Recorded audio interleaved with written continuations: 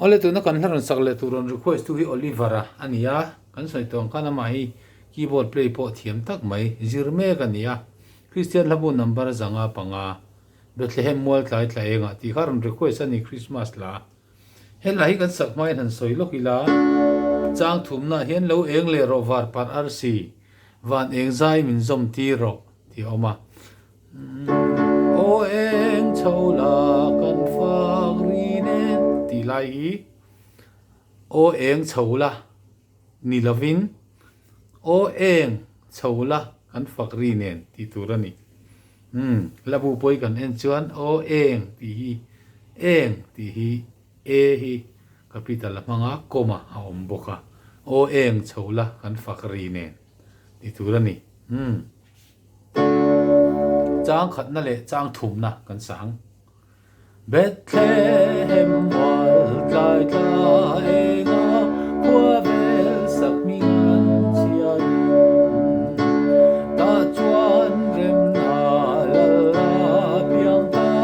le mi an chia rang a fa na ri chungai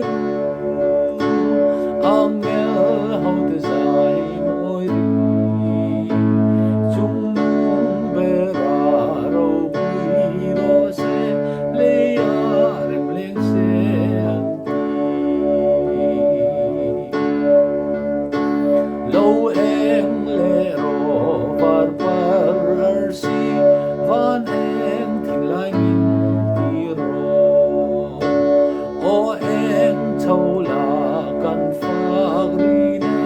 van rem thing lai han chung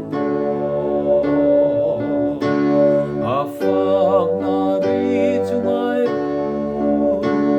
ang mel ho te zai moi ri chung mung be ra ro hui ro se le ya rem leng se an ti du tok le phot mayang